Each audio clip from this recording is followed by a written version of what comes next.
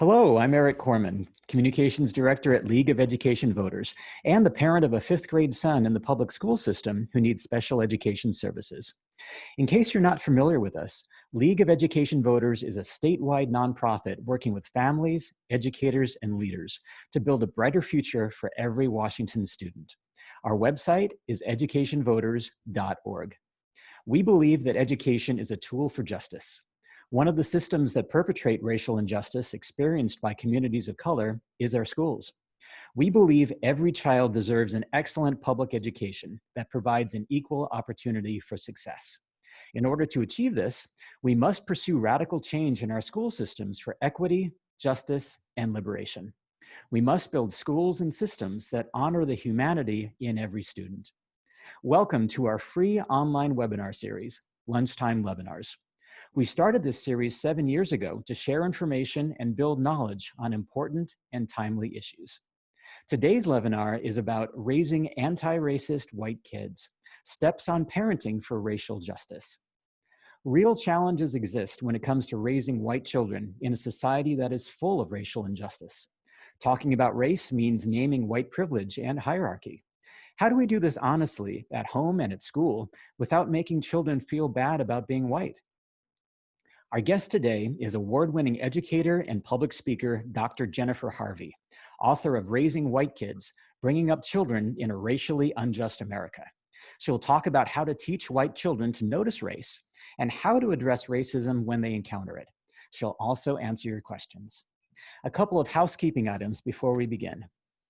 You'll notice a Q&A function at the bottom of your screen. This is the space for you to submit questions to us. As always, feel free to send any feedback about the webinar quality to us on the chat function or at info@educationvoters.org. And also feel free to use the chat function to talk to each other. The Reverend Jennifer Harvey, Dr. Jennifer Harvey, is an award-winning author, educator, and public speaker. Her work focuses on ethics and race, gender, sexuality, activism, spirituality, and politics, with particular attention to how religion shows up in these dimensions of our shared social life. Her greatest passion and longtime work, however, persistently and pointedly returns to racial justice and white anti-racism. Jen publishes in numerous academic and public outlets. Her essay, Are We Raising Racists?, spent nearly a week on the New York Times 10 Most Read Pieces list. She's written for CNN, Huffington Post, Sojourners Online, The Conversation, and countless other venues. She currently lives in Des Moines, Iowa, with her generous partner, hilarious children, and two very large and very, very beautiful dogs. Learn more at jenniferharvey.org. Welcome, Dr. Jennifer Harvey. Thank you so much, Arik. Thanks for having me. I'm glad to be here. Oh, you are so welcome. We really appreciate having you here. So I might as well start off with the big question, which is, why are white people generally so uncomfortable talking about race? Well, there's a number of reasons, but one of the most common is that most white Americans, because we have not had to explicitly talk about race or racism in order to, for example, teach our children how to survive, because we've been insulated on the privileged side of racial injustice, even like good white parents like mine, for example, just didn't have the conversation. And the reality is, talking about race and engaging conversations about racism, there's a learning curve with it. So for many of us, it's new. And it's also a bit uncomfortable for us because it's not the same to talk about a system of injustice when you are the person targeted or victimized by that system, in which case your moral ground is really clear. But when you're the person who unjustly receives benefits or access or privilege because of that system, even if you don't believe the system should exist, it creates some dissonance and some discomfort that, frankly, most white Americans haven't really faced in a direct way and learned to really just sort of engage, talk about, and then grow anti-racist capacity in response to. And so it's kind of new for some of us, which is hard for families of color to hear and communities of color to hear, because they've been having this conversation for centuries. Yeah, yeah. And I can think of my own upbringing, for example, and my parents talking about how everybody should be treated the same. And Yes. so that's kind of what I heard. And Yes. that could be called colorblindness, I suppose, if everybody's equal. But colorblindness isn't really helpful, is it? It's not. Yeah. And it's not, first of all, we don't realize, but studies now show that children don't, to say we're all equal is such an abstraction. Kids don't know what it means. And so they just keep breathing in the racist smog, as Dr. Mhm. Beverly Daniel Tatum calls it, all day long. And it doesn't help them. It doesn't help them reject racism, right? So, because it's just, they're like, okay, yeah, we're all equal. But then they take in racist stuff all day long, as all children in the United States do. And the other reality is that so-called colorblindness, especially at this point, Black people, Latinx people, Asian American people have been really clear. My racial identity matters to me. I want it acknowledged and respected. And so actually colorblindness is a kind of aggression. It's because it's ignoring what people of color have told us is true, which is I want my identity recognized and acknowledged and celebrated. So it's just, we really need to explicitly reject it at this point. It doesn't work, and it's actually not a compliment. It's really kind of more a form of white silence about race than anything else. It's almost like if you don't see my color, you don't see me. Yeah, it's like someone said to me, like, hi, you know what, I just don't see your uniqueness, so I'm not going to bother to learn your name. I wouldn't take that as a compliment. I would say, wow, you don't really want to know me then, right? So Mhm. Yeah, yeah, and you talked about the smog, the racist smog, how it's sort of pervasive, it's all around us, and white silence almost implies complicity. So let's talk about one of the terms we used right at the beginning, which is anti-racism. It's a term that's becoming more and more popular in our culture. How would you define that? so I would just define anti-racism as sort of emotional, intellectual, spiritual, perhaps, commitment against racism, right? A proactive belief in the innate dignity and value of all human beings, but that is also then activated and so turned into a behavior, because anti-racism in and of itself is not a thought position. It's an Mhm. activated set of behaviors where those of us who have commitments to justice, in this case, racial justice, because all of us in the United States live in a racist society, a structurally racist society, only behaviors that work for anti-racism are in the pool of what I would call anti-racist. And those might be verbal behaviors, but they also might be full-blown activism in our workplaces, in our neighborhoods, wherever it might be. Many scholars of color at this point have been really clear.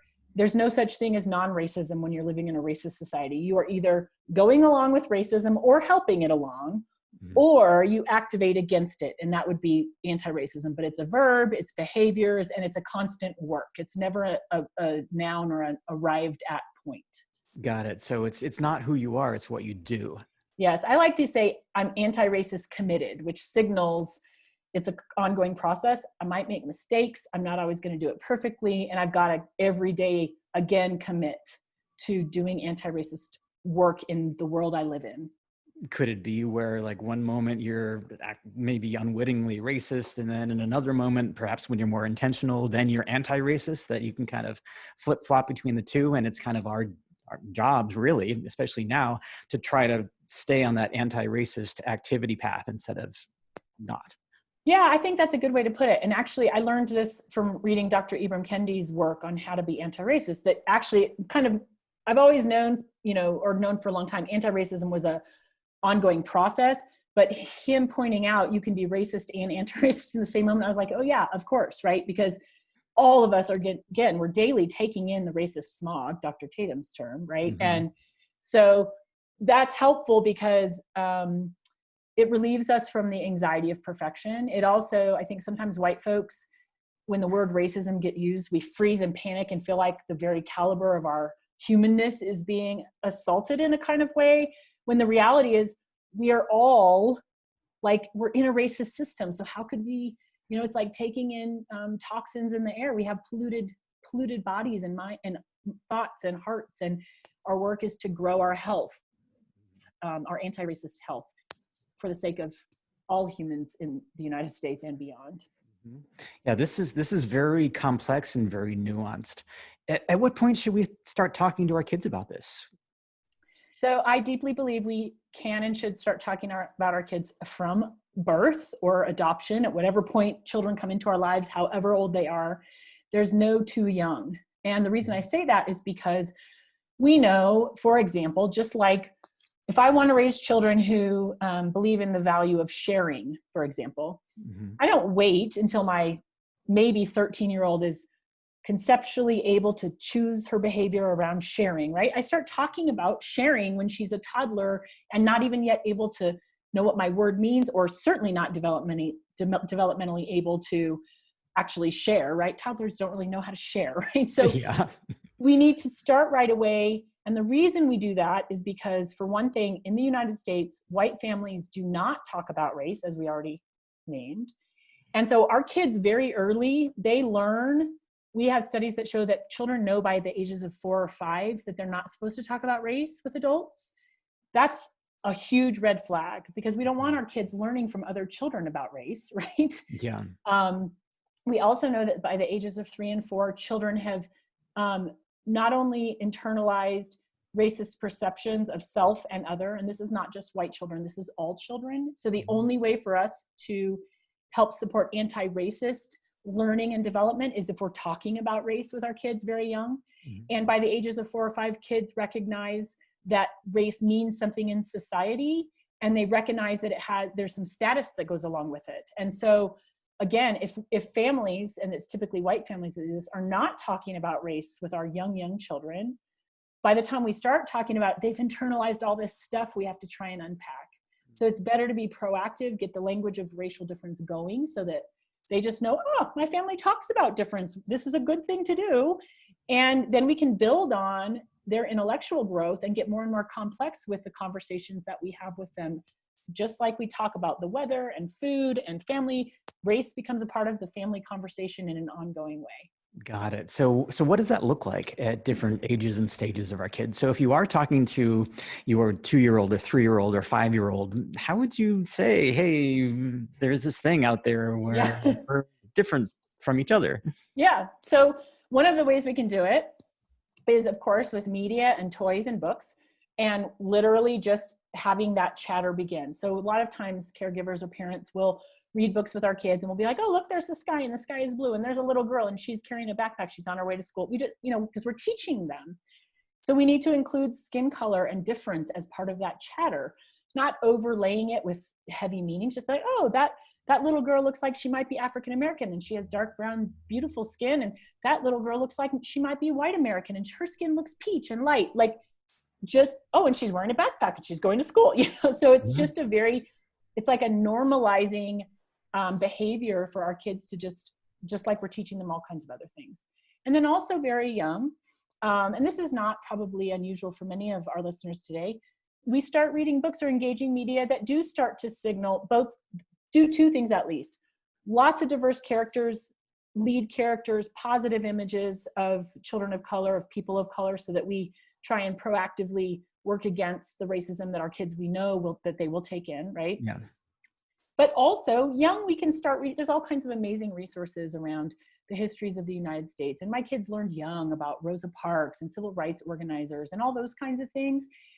And so getting that history going in our homes really early is also kind of a concrete way then to eventually, start to say, oh, and that was called racism. Oh, and racism still exists, right?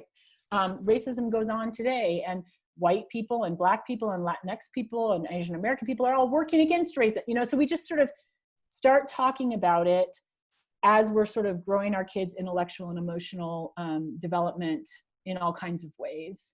When kids get older, we can, depending on our children's temperament and their personalities, when my kids were young, I would take them with me into spaces multiracial spaces where people were organizing for justice together. So my kids, I wanted them to know experientially, oh, fighting racism is something people do, including our white family. We do that too, right?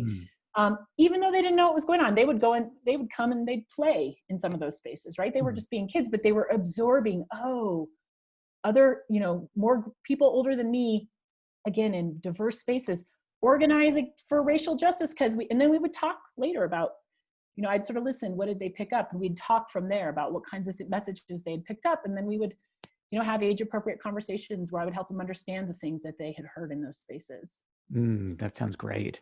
Now, how would we address things like white privilege and white hierarchy without getting into white guilt and white fragility?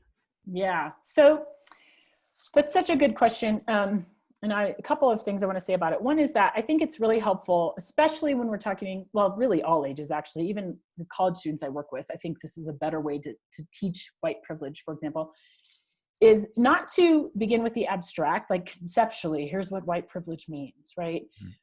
Instead, if we do a good job, or we've done a good job concretely illustrating for our children what racial injustice looks like, what it feels like, when we observe it, or what it's looked like historically, or what it looks like today in our own city, giving them a concrete language and sort of understanding of how racial social status ends up being structured in the US, that's concrete. Those examples are a better way to then get to the word, a concept like white privilege. So for example, my kids knew well before they knew, I don't even actually know if my 9-year-old knows the language white privilege, but my very young, my white child knew that people who were considered white, who have light skin, experience get things or get protected from people being mean, or are more likely to be taken seriously in a classroom space. My child knew that very young, and knew that kids of color had the opposite of those experiences many times, right? And so that in and of itself was my child learning about white privilege, because that's what white privilege is. It's the insulation side of racism. Yeah. Mm-hmm. And so at whatever point, now I'm wondering if my 9-year-old knows the words white privilege, that language is offered, they're going to already know what it means, even though the word has not been given. And I think working with concrete examples is really important, especially with young children. We can do that really easily. And then when I say, oh, that's called white privilege, or oh, that's called racism, they're like, oh yeah, I've known this my whole life, right? Mm-hmm. In terms of white fragility and white guilt, one thing, white fragility, I believe, my understanding of it, and for those that don't know, white fragility is this tendency of white folks to, when faced with the realities of racism, data that shows the gap between how white people fare relative to how people of color fare in our society, not because of innate capacity, but because of structures that unjustly benefit white people and harm communities of color, get nervous, start to cry sometimes, feel sad, and can't even sort of, our sadness about that sort of can take over the conversation. Instead of working to activate in anti-racist ways, we just sort of go, oh my God, isn't this terrible? It feels so bad to be white in this environment, right? Mm-hmm. That's kind of what I understand white fragility to be. And white guilt, probably everyone knows what that is if you're on this call, if you're white. Yeah. Or if you're a person of color on this call, you've been around white people who've been wallowing in it, as I did in my 20s. My goal as a parent is not to avoid white guilt with my children.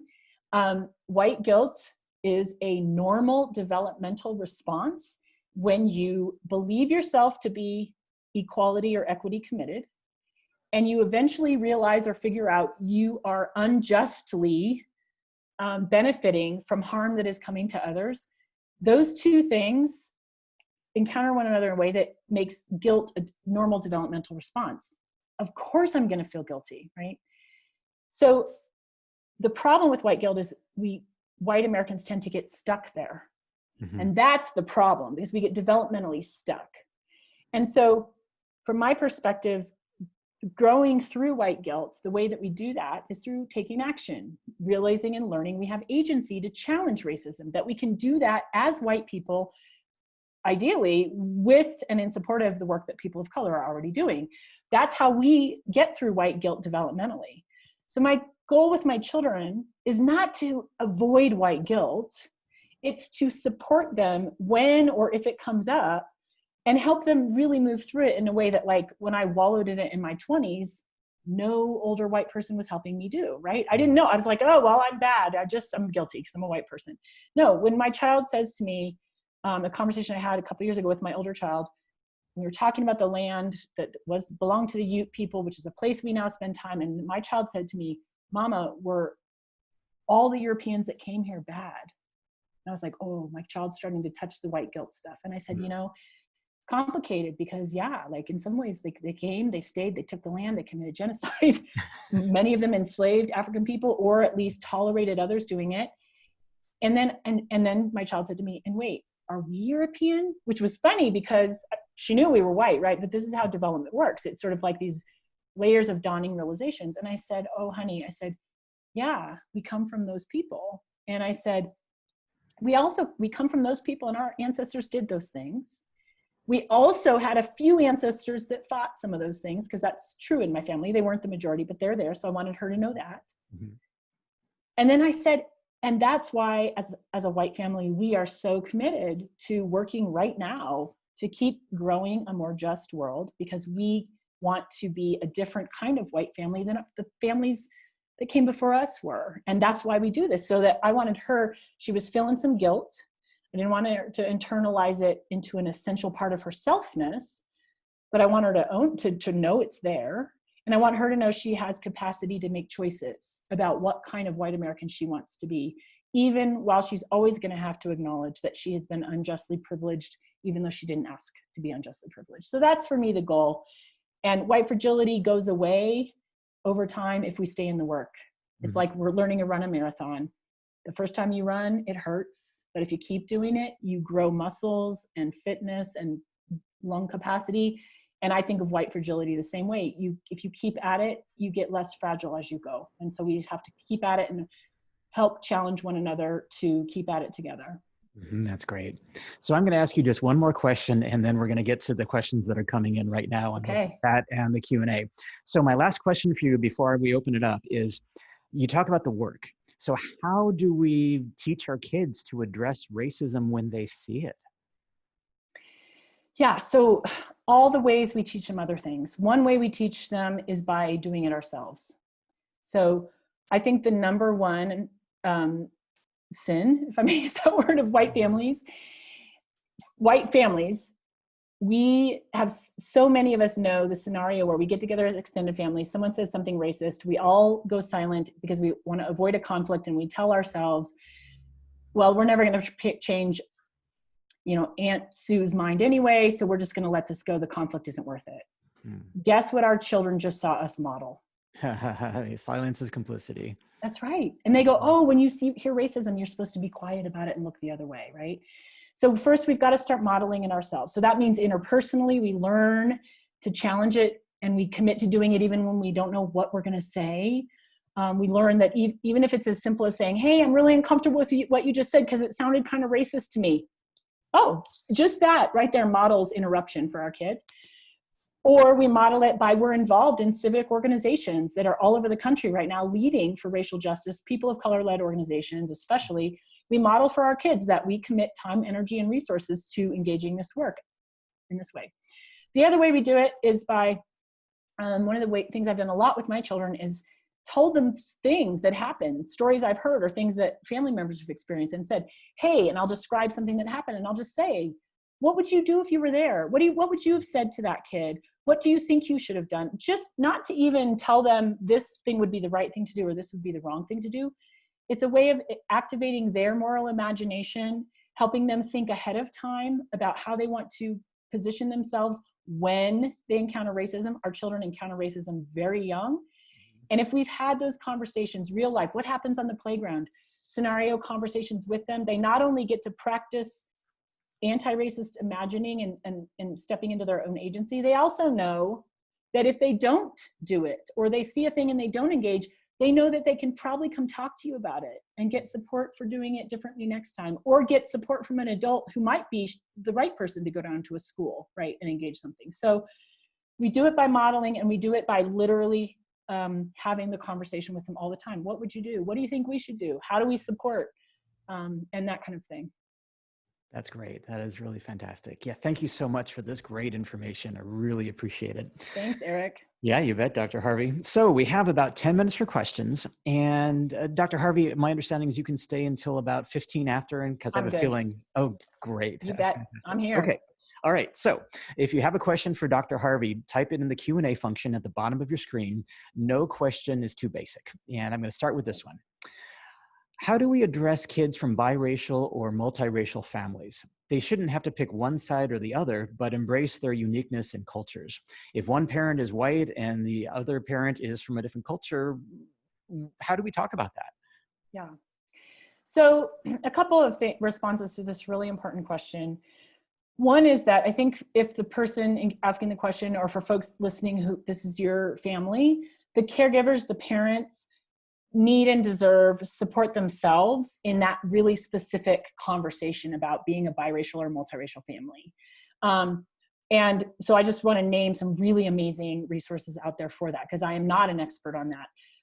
EmbraceRace.org is actually an interracial couple who convenes parents all over the country in electronic ways to have those very specific conversations, because there's very particular conversations that Black families have, even as those are diverse among Black families. There's conversations white families need to be having, even as those conversations will be diverse among white families.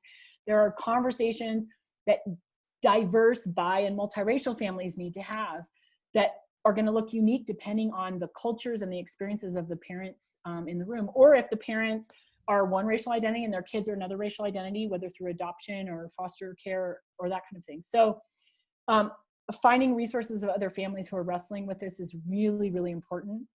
I would say I don't think it's a matter of a child choosing. I think any of the especially the adults in that kind of family system need to know that white socialization, even for those of us who are white and who end up engaged in deep interracial relationships, including life partnerships, white socialization still has an impact.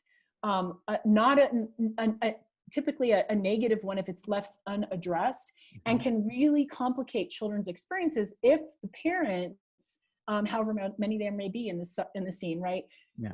Don't also engage that. And also our kids, if they're biracial, they go out in the world, and depending on what they look like or which family member their friend group associates them with, they have really complex experience, right? So light-skinned children who are also biracial and African American might have one set of challenges around navigating racism, and a very dark-skinned African American child who has a white parent might have a really different kind, and then who they spend time with in their extended families is going to be at work. And so I just think parents need to not underestimate how much these various formations are at play in our children's lives, and as caregivers need to be themselves and engaged in healthy, honest conversations about that, as well as really finding the unique ways that their kids and our children need to be brought into those conversations, because it's really complex identity position, even as it's a very common one in the United States.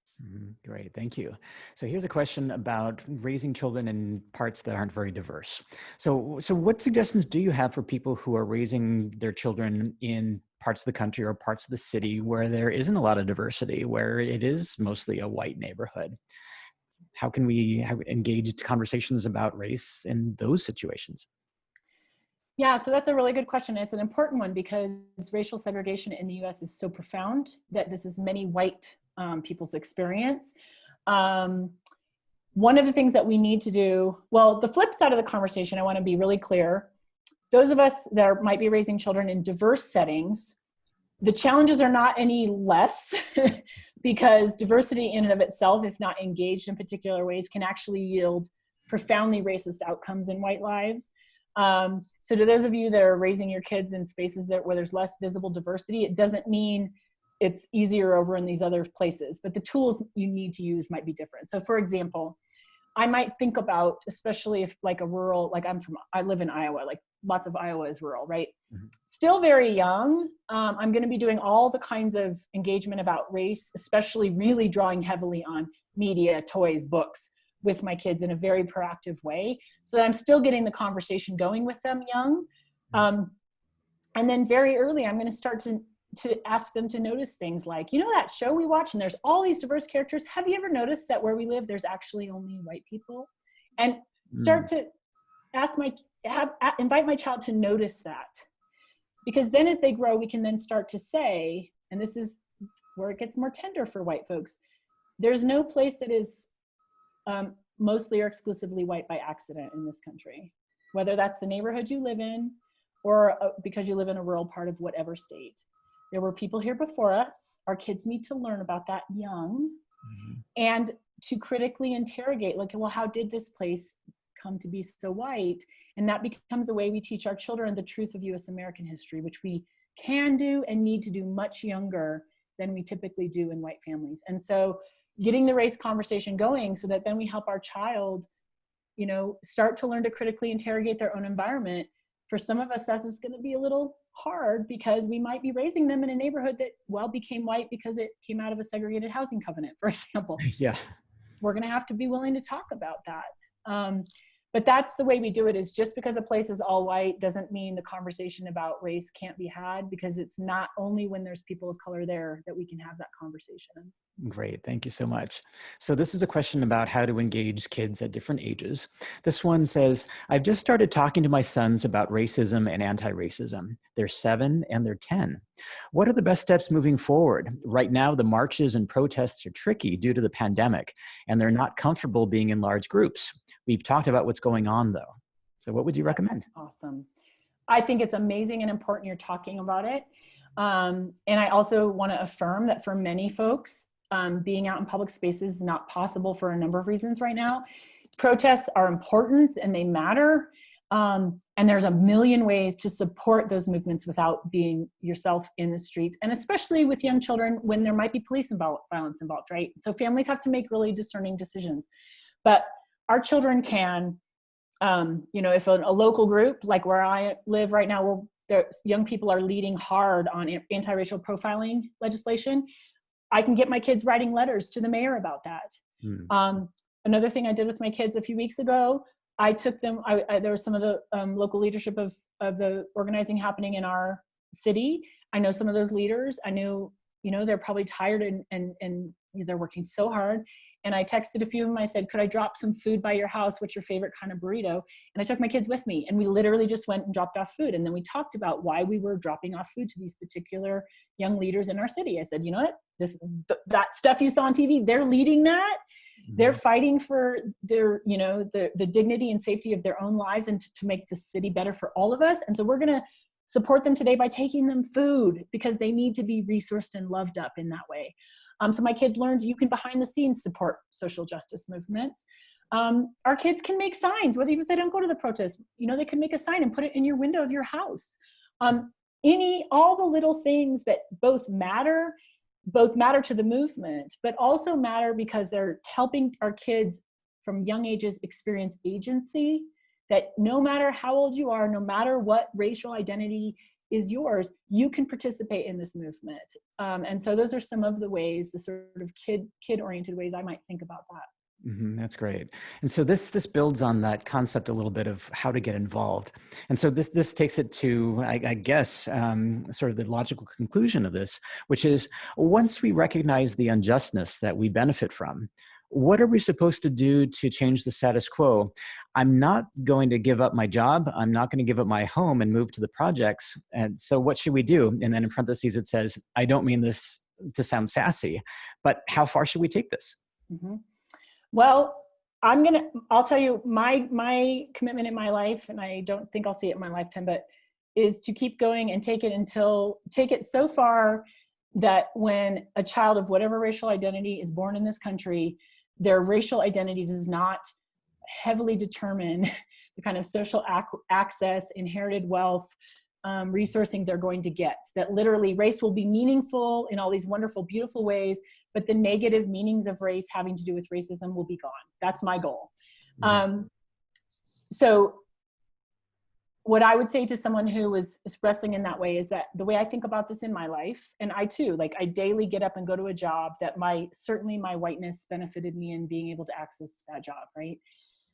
I have figured out in my life, like the 3 things that I think white folks need to be really concrete and clear about is time, energy, and resources. Where am I spending my time? Volunteer time, for example. Many of us volunteer, right? So in my life, I have a commitment to saying, you know what, my white children don't need me volunteering at their school. Any extra little bit of extra I have in my week that's going to be given to volunteer or civic time, I'm going to give to racial justice organizing, maybe in a person of color-led organization that's asking for more resourcing through volunteering, or maybe in a group that's doing sort of multiracial justice activism, whatever it might be. Where is my time going? How is my time, my volunteer, civic volunteer time, if we're doing that, contributing to the cause of racial justice? Not individualistically. We don't have to make this up. There's organizations everywhere, all over this country, small cities and large ones, where people of color are organized and leading locally for change that they deserve and need for their human dignity and thriving, right? And so those of us that are white can put in time, energy, and resources to supporting that. For some of us, that means giving more money, right? Where do I spend my dollars? Do I support Black and brown businesses? When I give money to various charitable causes, where do I give it? Really pivoting, and so going, I can account for these dollars. Many organizations need more fiscal support. And if we have wealth that we have unjustly inherited, like, we can start to, reparatively contribute, to say, I'm gonna make a commitment to make this my primary source of giving, really getting granular about that. And then energy, like the example I gave, it's so tiny to take 2 hours and take yummy takeout food to 6 or 7 young Black leaders in the city I live in. But it took some energy to do that, right? Drop in the bucket. I'm not lifting that up as, oh, look at me. No, but like, that's an example of like going, oh, I didn't give up my job on that Monday, but I did go drop off some food to some young people who are literally showing courage that like the entire country is going to benefit from, and whose lives are really imperiled. And so time, energy, and resources, I want us to be concrete. Every week I can say, here's the things that I'm concretely doing in a day-to-day kind of way to contribute to this movement. And it doesn't have to all be big, grand scale things. It can be the little things. Those things matter too, but time, energy, and resources. Or last thing I'll say, my workplace. What is my workplace? If I love my job, what am I doing in my job right now to actually participate in making the hiring structures here, the retention structures, the pay scales? Is it all equitable? Is the place I work robustly diverse? And if it's not, could I put some time, energy, and resources as someone who's on the inside now to creating access for people of color, right? Who don't need it because they need a handout, right? People of color are highly educated, highly skilled, deep experts in all kinds of things. Access that white people tend to hoard for ourselves is a resource that we could redistribute, right? Especially if we are inside at a workplace. So starting to ask questions, why is this workplace so white? How could a few of us get together and sort of make transparent and more just hiring practices? You can help move the needle on that without giving up your job. There's enough for all of us, but we need more white Americans to concretely pitch in. Great, thank you so much. So this question goes back to the very first one we had.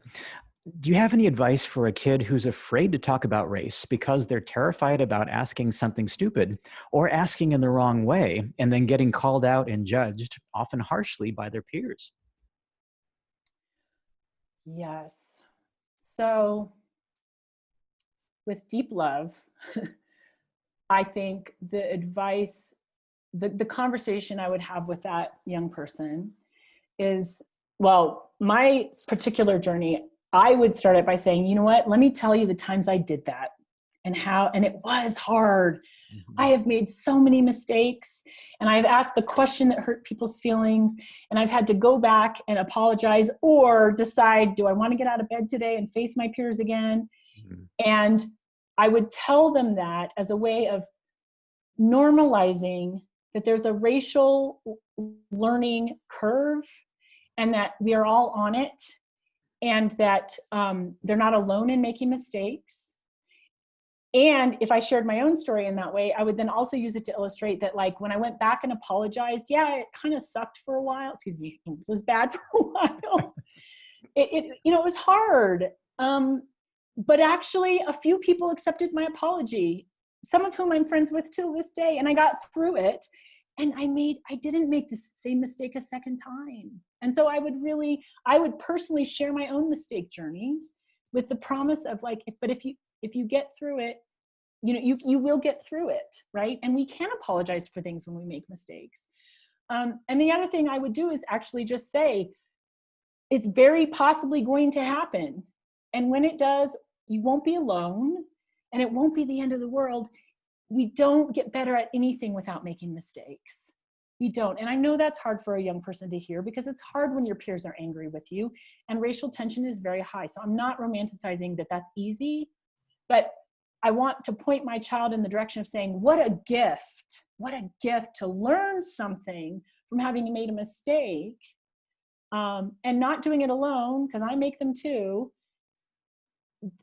so that, like, you know, you get better and better at this. And so I think those are some of the ways I would, again, kind of normalize that, but with deep love and empathy, because that is hard. But silence is a bigger mistake. I would also tell my child that silence is a much bigger mistake because it signals a lack of care, whether we care or not. And so unless we want folks to think we don't care at all about racism, we cannot just stay silent, even if we're afraid of making mistakes. Well, here are two questions about how to deal with situations that silence is probably not a good option. So the first one says, I worry about my child putting themselves in a violent situation. There are times that are just not safe to intervene in a racist situation, such as a drunk and disorderly person yelling racial slurs.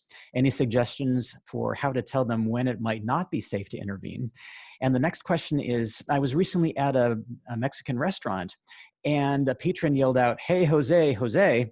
I asked our server if there were any servers named Jose, and he rolled his eyes and said no.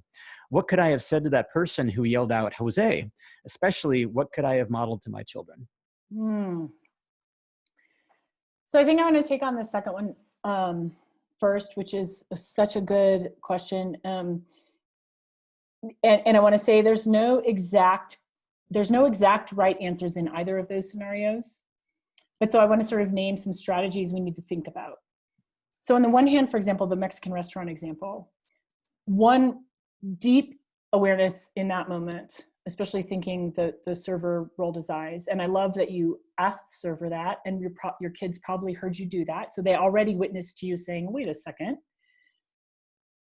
Speaking to that patron, that may or may not be the right move, I'm not sure, but it definitely could put those servers at more risk. So it is something to be mindful of. If anytime we intervene in an anti-racist committed way, that we're at risk of putting the people of color in the space at greater immediate harm, we have to be very, very mindful. So I'm not exactly sure. I think asking the question you did is a great start. It might be, depending on the vibe of the restaurant, maybe you loudly say, you know, I don't know, I'm not even sure. I one time had a dear friend of mine who's African-American. We overheard some patrons at a table disparaging, saying something, I can't remember what it was, but something racist. And she loudly started talking about Malcolm X. You know, we didn't engage them, but she was like, let's talk about Malcolm X, Jen. I was like, all right, we're gonna talk about Malcolm X. So, and it felt safe enough to do that. But like, I probably wouldn't have done that on my own if she hadn't been there. So it's just, you know, there's just some pieces. I might've quietly said to my waiter, the person waiting on me, do you want me to intervene? You know, and very likely that person might say, no, please don't. You know, we need to get our tips, right? You know, I don't know, but all of that would still signal for your child. And then I would, later in the car, I would talk about what happened with your child. That's it. Say, did you hear that? That was a racist moment. I wasn't sure what to do. I didn't know what to do that might not put the people waiting on us and the restaurant owners at great risk. Because sometimes white people's meanness turns into more meanness, you know, so I would just process what happened with them. And in terms of the drunken disorderly situation, I think our kids, you know, it depends so much on what space our kid is when something like that happens, how old they are. A frat party is one thing, right?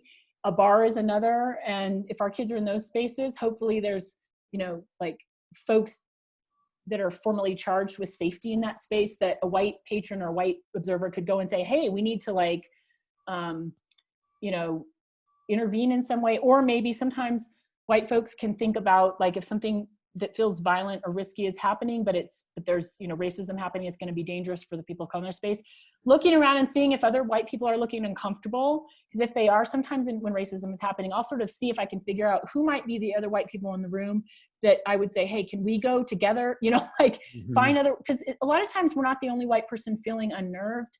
And if we take some sort of action, it will embolden others to do so. So I might sort of try and do that. But I think, you know, if it's younger kids, always saying, like, get an adult you trust, look for an adult you trust. You don't always go diving into a scene. I would start there. I would start there with young people in my life, I think. Great, great. I have time for just one more question. Okay. Is if I don't have a history of talking to my child about race, and my child is now somewhere between 18 and 25, where would I start? Yeah, such a good question. Um, I think I would start literally by saying, hey, beautiful, wonderful child who I love, I'm just realizing we never talked about this and I'm kind of regretting that we didn't. And I'm wondering if we could start. That's it.